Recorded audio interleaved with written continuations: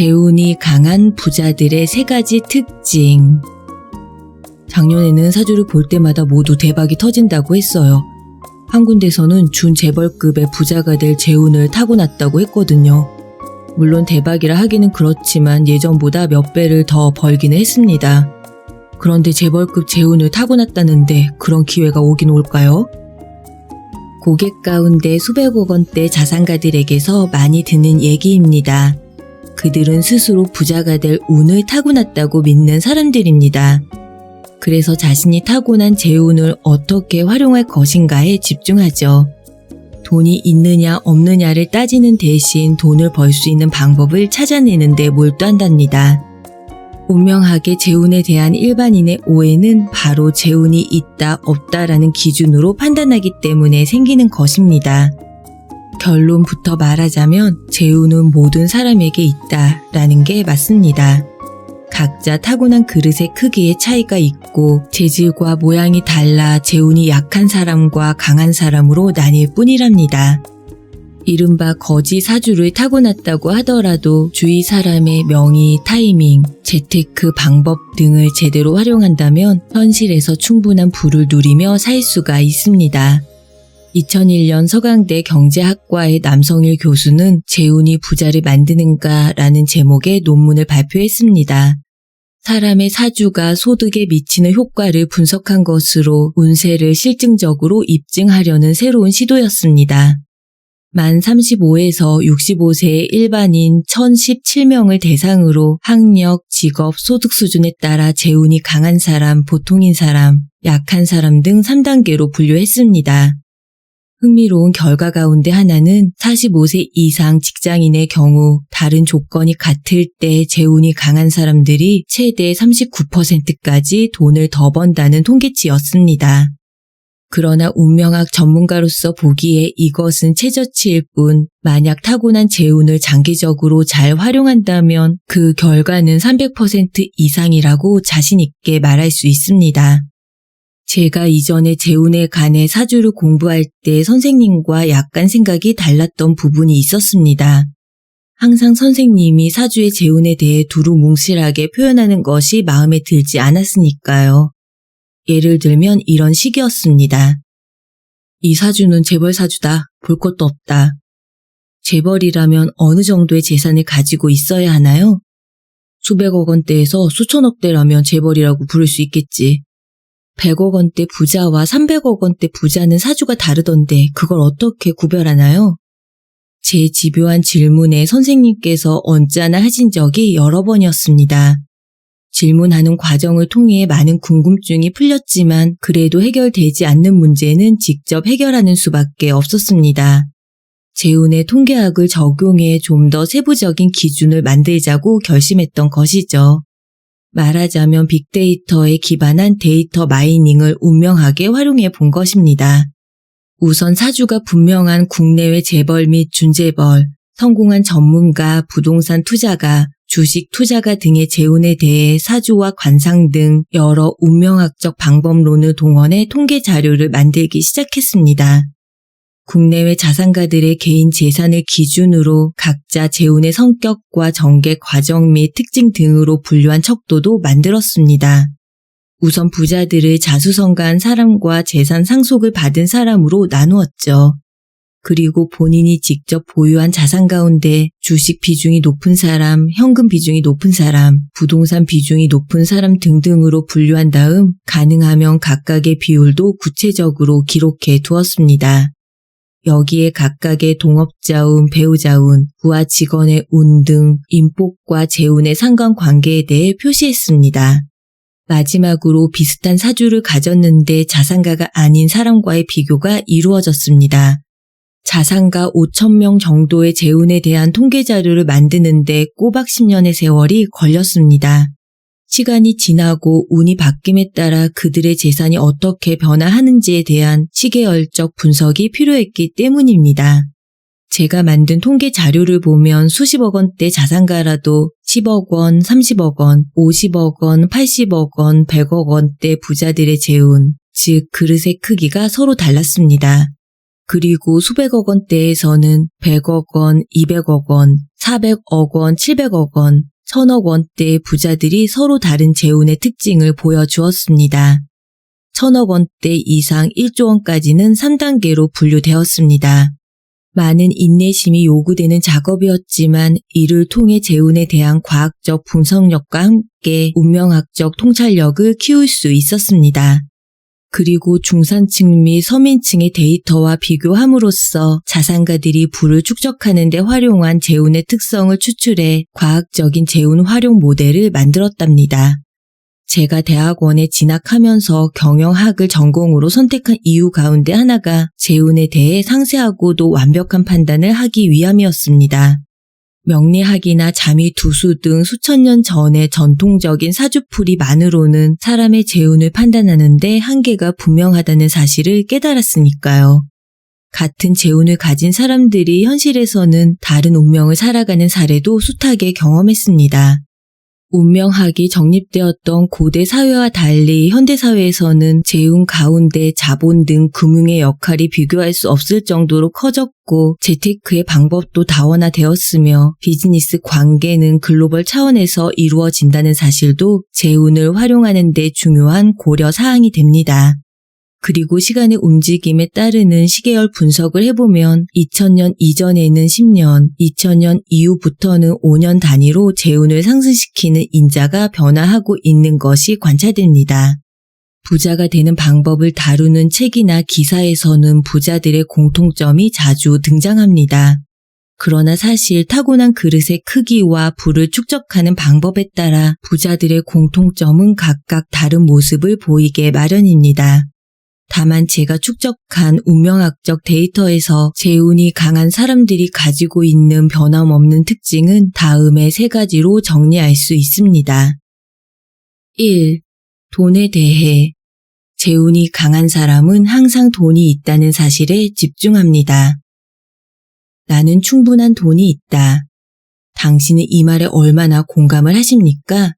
돈은 사회 경제학적으로 세상을 움직이는 에너지로 볼 수 있습니다. 나름의 크기와 방향을 가지고 스스로 운동하면서 작아지거나 커지기도 하고 때로는 어느 한 곳에 오래 머물기도 하지만 그냥 속절없이 흘러가 버리기도 한답니다. 재운이 약한 사람은 돈이라는 에너지를 끌어당기는데 자신감과 인내, 행동력이 부족하기 때문에 제때 제대로 활용하지를 못합니다. 돈을 쓸 때도 고여있는 물을 바가지로 퍼내듯 한답니다. 돈은 고여있지 않고 흐르는 물이라 했습니다. 고인 물을 퍼내 쓰다 보면 자연히 불안해지지요. 이러다 물을 다 써버리면 어쩌나 하는 두려움에 사로잡히게 됩니다. 그래서 결국 자신이 원하는 만큼의 돈이 없음에 불만을 터뜨리죠. 이처럼 재운이 없는 사람은 돈이 없다에 매달리면서 돈을 벌 방법을 찾지 못한 채 허송세월을 할 뿐입니다. 반면 재운이 좋은 사람은 자신의 미래에 돈이라는 에너지가 흘러들어 오도록 물길을 만든답니다. 돌고 돌아 돈이라 했던가요? 적절한 투자를 통해 돈을 내보내는 흐름을 만들고 이를 통해 들어오는 흐름을 더욱 크게 만들어가는 것이 에너지의 순환에 따르는 재운의 활용법입니다. 따라서 재운이 좋은 사람들은 더 크게 돌아올 것이라는 기쁨으로 돈을 쓰며 그렇게 쓸 돈이 있음에 감사한 마음을 가집니다. 자신에게 항상 돈이 있다는 것에 초점을 맞춘 삶을 살아가는 것이랍니다. 맹자는 항산이면 항심이라고 했습니다. 돈이 있다는 사실에 집중하는 삶은 항상 편안한 마음을 유지하게 하고 이는 재운을 향상시키는 기반이 됩니다. 2. 세상에 대해. 재운이 강한 사람은 피해의식 없이 현실을 냉철하게 받아들입니다. 세계 최연소 억만장자인 에반 슈피겔은 다음과 같은 말을 했습니다. 삶은 공정하지 않다. 그것은 당신이 열심히 일하지 않아서가 아니라 시스템이 그렇게 굴러가기 때문이다. 24세의 나이에 인생이 공정하지 않음을 인식하고 받아들이는 삶의 태도를 당당하게 보여줍니다. 열심히 일한다고 해서 반드시 부자가 되는 것은 아니며 착하게 산다고 해서 반드시 복을 받는 것도 아닙니다. 태어나면서부터 부자인 사람이 있는 반면 대학 졸업 후 학자금 대출의 빚더미에서 헤어나지 못하는 사람도 많습니다. 이런 현실을 인정하지 않고 스스로 불운한 피해자로 규정한다면 원망과 불만에 짓눌린 행운은 제대로 한번 날아보지도 못한 채 날개가 꺾여버리고 말지요. 눈에 보이는 상대적인 피해의식을 버리고 냉철한 현실인식과 자신감으로 무장한 채 우선 현실의 시스템을 받아들여야 합니다. 게임의 룰을 인정하지 않는 선수는 경기장에 나설 수가 없답니다. 일단 경기장 안에 들어선 다음 그곳에서 당신이 타고난 재운을 마음껏 활용하세요. 3. 인간에 대해. 재운이 강한 사람은 사람을 가려 사깁니다. 돈을 벌고 모으고 지키는 과정에서 부자들은 다양한 사람을 만났습니다. 상처를 받은 적도 있었고 배신을 당한 적도 있었으며 싸움을 벌여야 했던 적도 있었겠죠. 그러는 동안 그들은 자신의 귀한 시간과 에너지를 아무에게나 투자해서는 안 된다는 사실을 배웠습니다. 자수성가로 준재벌의 위치에 오른 고객이 선생님, 믿을 사람은 따로 있습니다. 그런데 그나마도 별로 없어요. 라는 말로 제게 세상살이의 엄혹함을 대변해 주었습니다. 물론 사람끼리 따뜻한 인심이야 얼마든지 나눌 수 있지만 돈 문제에 있어서는 사람을 냉정하게 대해야 한다는 뜻이겠죠. 재운이 강한 사람들은 친분이 있는 대다수의 사람과 일정한 거리를 두는 편입니다. 심지어 가깝게 지내는 주위 사람들로부터 까칠하다는 평을 들을 정도로 인간관계에서는 신중한 태도를 보인답니다. 그 대신 스스로 깊이 신뢰하는 소수의 사람에게는 진심으로 대하며 끝까지 신의를 지키려고 노력합니다. 그래서 부자들의 인간관계는 철저하게 양보다 질에 초점을 맞추어 자신이 타고난 운을 활용하는 데 뛰어난 능력을 보여준답니다. 내 나이가 어때서? 20%의 사람들은 50대, 60대가 전성기. 제가 이 나이에 그걸 해낼 수 있을까요? 부자가 될 운명이었다면 진작 되었겠죠. 돈은 젊었을 때나 벌어야지. 나이 먹어서 무슨 수로 돈을 벌 수 있을까요? 새로 일을 시작하려고 해도 엄두가 나지 않습니다. 젊은 사람들도 취직하기 어려운데 저같이 은퇴한 사람이 갈 만한 직장이 있을까요? 요즘 5, 60대 고객을 상담할 때 많이 듣는 질문입니다. 나이에 대한 세상의 고정관념이 마음을 점령하고 있는 경우이죠. 나는 늦었어. 나는 나이가 많아.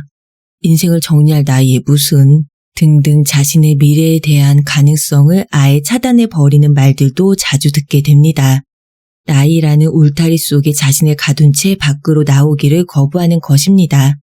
그러나 운명학 전문가로서 자신 있게 말씀드릴 수 있는 것은 그 울타리 밖에는 많은 행운이 당신을 기다리고 있다는 사실입니다. 70대가 되었다고 겨울만 계속되는 것은 아니죠. 반드시 봄은 오게 되어 있습니다. 좋은 운 역시 70세가 되든 80세가 되든 때가 되면 오고야 맙니다.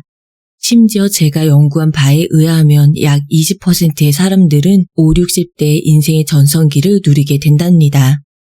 제가 안타깝게 생각하는 것은 스스로 행운의 문을 닫아버리는 바람에 좋은 운이 문 밖에서 서성거릴 뿐 들어오지 못한다는 것입니다. 제 고객들 가운데 인생 2막을 화려하게 시작하는 사람들이 많습니다.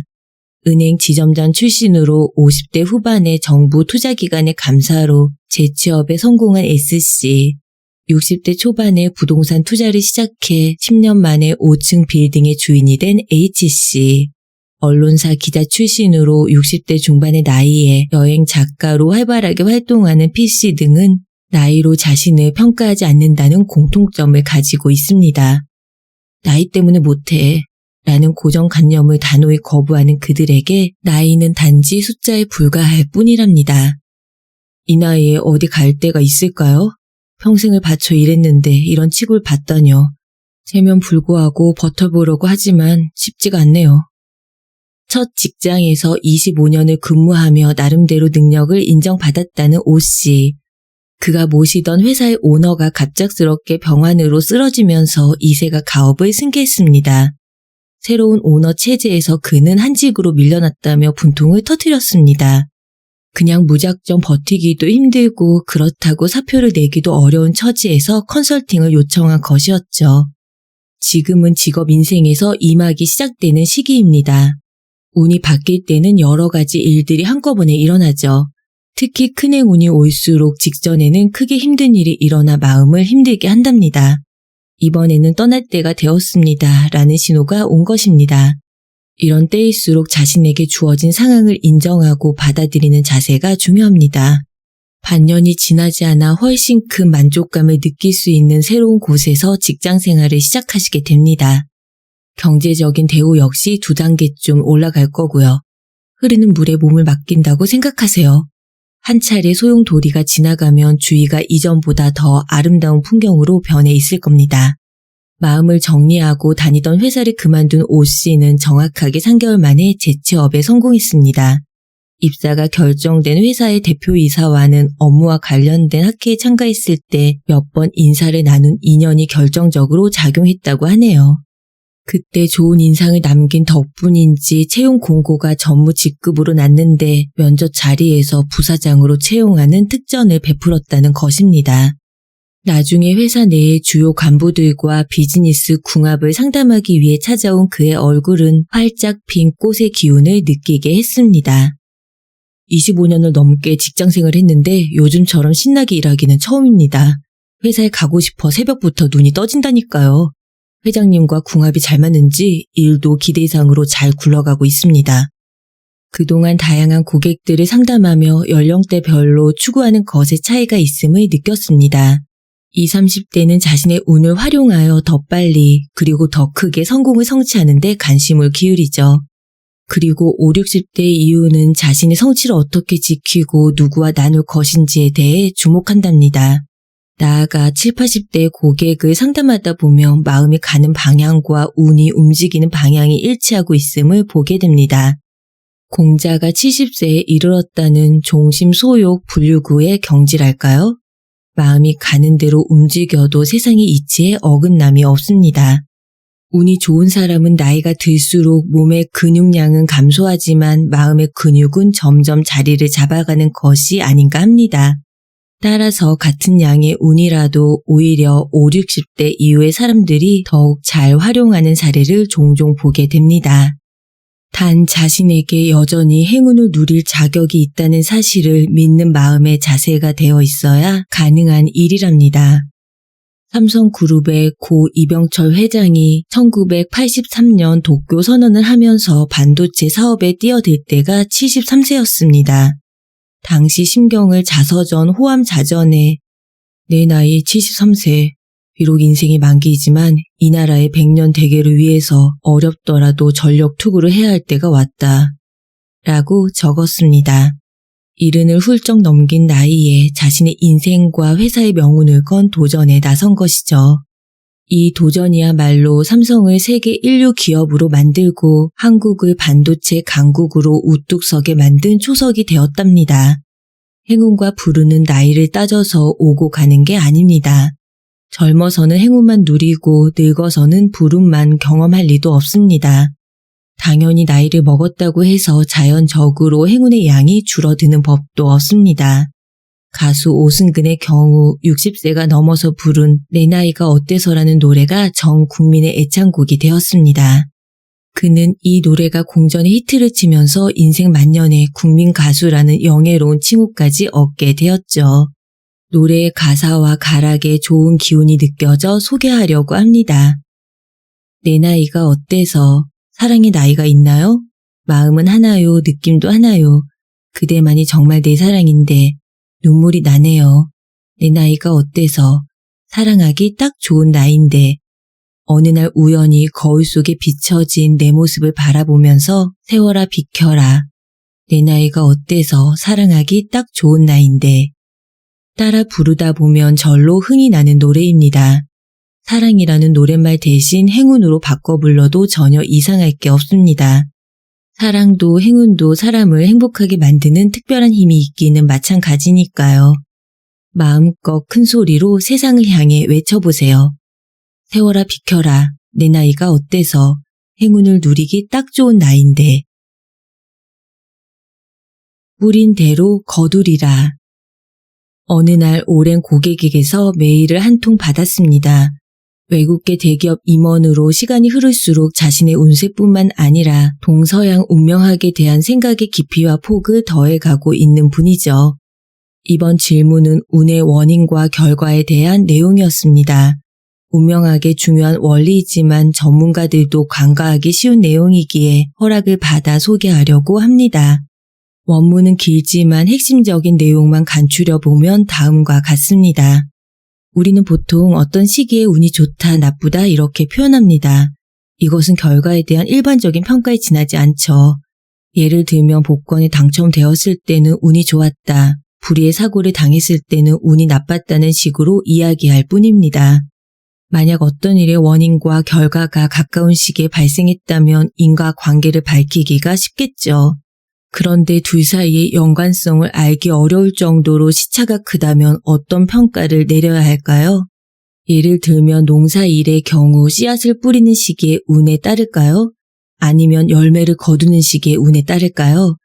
좋은 열매를 수확했다면 씨앗을 뿌리는 시기에 운이 좋았기 때문이 아닐까요? 어떤 열매를 수확하느냐는 씨앗의 품질과 뿌리는 시기에 70% 이상 달려있다고 보거든요. 그렇다면 나쁜 열매를 수확했을 때는 씨앗을 뿌리는 시기에 운이 나빴다고 말할 수 있지 않을까요? 만약에 씨앗을 뿌리는 사람과 수확하는 사람이 다르다면 운이 좋은 시기에 씨앗을 뿌려도 당사자는 모르고 지나가죠. 마찬가지 논리로 운이 나쁜 시기에 씨앗을 뿌렸어도 본인이 수확하지 않는다면 자신의 운이 나쁜지 좋은지 결과를 알 수 없다는 생각이 듭니다. 어떤 일의 원인과 결과가 몇 년의 시차가 있거나 공간적으로 멀리 떨어져 있다면 서로 인과관계를 모른 채 살아가겠죠. 그렇다면 운의 좋고 나쁨은 원인과 결과의 어느 시기에 영향을 받게 되나요? 먼저 운명학에서 운의 좋고 나쁨을 따질 때 가장 중요한 개념은 바로 타이밍과 방향성입니다. 그리고 일반적으로는 두 가지 가운데 타이밍이 방향성보다 운에 더 큰 영향을 미친다고 보죠. 그렇다면 원인과 결과의 인과관계에 대해서는 대개의 경우 씨앗을 뿌리는 시기가 더 중요하다라는 결론을 내릴 수가 있습니다. 이것은 열매를 수확하는 시기보다 씨앗을 뿌리는 시기의 운이 더 중요하다는 의미입니다. 일의 종류와 성격에 따라 시기의 좋고 나쁨이 운에 어떤 영향을 미치는지 구체적인 사례를 중심으로 살펴보도록 하죠. 먼저 부동산에 사고 팔 때는 계약일이 가장 중요하다는 사실을 알아야 합니다. 이는 부동산 등기부 등본의 원인 발생일에 해당합니다. 매매 계약을 하는 시기에 따라 부동산의 가치가 결정된다고 해도 과언은 아닙니다. 즉 부동산 운이 좋은 시기에 사면 가치가 상승하고 운이 나쁜 시기에 사면 가치가 하락한다는 의미입니다. 씨앗을 뿌리는 시기가 열매의 좋고 나쁨을 좌우하게 되죠. 잔금을 치르는 날이나 등기부 등본 발행일 등은 중요도가 떨어진다는 게 일반적인 해석입니다. 수능 시험이나 공무원 고시, 입사 시험 등 중요한 시험은 원서 접수일이나 결과 발표일보다 시험을 치르는 날의 운의 결과가 좌우되는 경우가 많습니다. 시험 결과를 발표하는 날 운이 좋다고 해서 점수가 예상보다 높게 나오는 경우는 거의 없으니까요. 이미 몸에 병이 생긴 다음에 아무리 좋은 시기에 병원에서 검사를 받는다고 해도 검진 결과가 바뀌지 않는 법입니다. 운이 좋은 시기에 뿌려놓은 씨앗은 나중에 힘든 일이 닥칠 때 방패막이가 되지만 좋지 않은 시기에 뿌려놓은 씨앗은 운이 잘 풀리는 시기에도 발목을 잡는 경우가 많습니다. 두 번째 질문에 대한 답은 씨앗을 뿌리는 사람과 수확하는 사람은 거의 일치한다는 것입니다.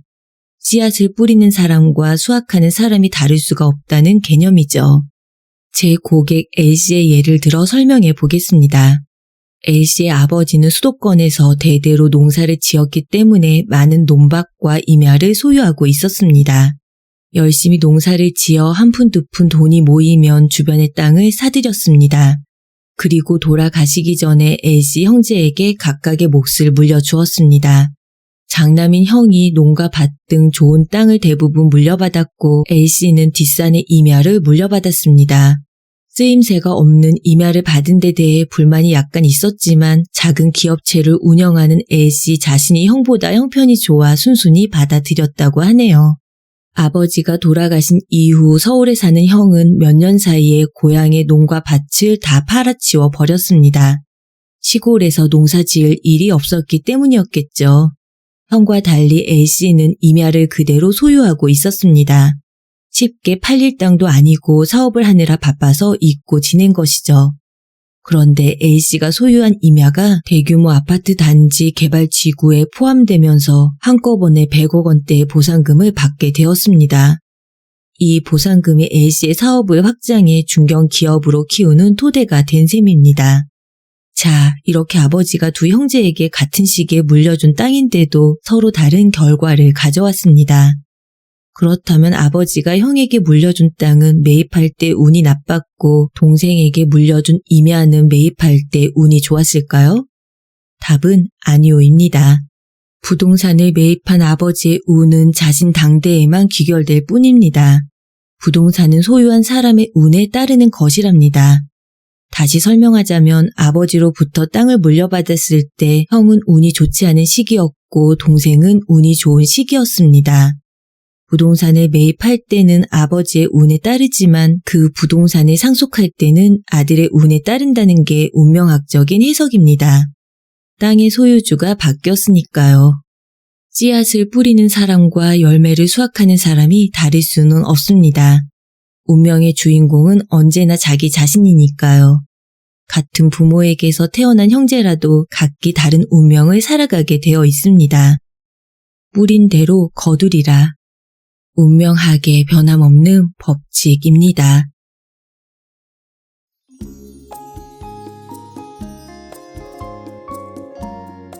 오늘 서리책방에서 여러분과 함께한 책은 이서윤 지음 이다미디어 출판 운 준비하는 미래입니다. 대기업의 오너와 주요 경영인, 대형 투자자 등 상위 0.01%에 해당하는 부자들의 조언가로 활약하며 행운의 여신으로 불리는 저자는 일반인들의 운명학에 대한 오래된 미신을 바로잡고 또 운에 대한 그릇된 고정관념을 깨트리기 위해 이 책을 집필했다고 합니다. 저자가 대한민국 최고 부자들을 상담하고 연구하여 알아낸 재운이 강한 사람들의 특징은 3가지로 정리됩니다. 돈에 대해서는 항상 돈이 있다는 사실에 집중하고 세상에 대해서는 피해의식 없이 현실을 냉철하게 받아들이며 인간관계에 있어서는 사람을 가려서 사귄다는 것이죠. 큰 돈을 버는 부자들이 가진 이 3가지 특징을 기억하고 삶에 적용하여 오늘보다 더 풍족하고 행복한 내일을 열어가는 우리 모두가 되었으면 좋겠습니다. 오늘도 한 권의 책과 함께 소중한 시간 나눠주신 여러분 감사하고 사랑합니다. 세상은 뷰티풀, 인생은 원더풀, 당신이 최고입니다. 이 영상이 도움이 되셨다면 구독과 좋아요로 앞으로도 서리책방과 함께 해주세요.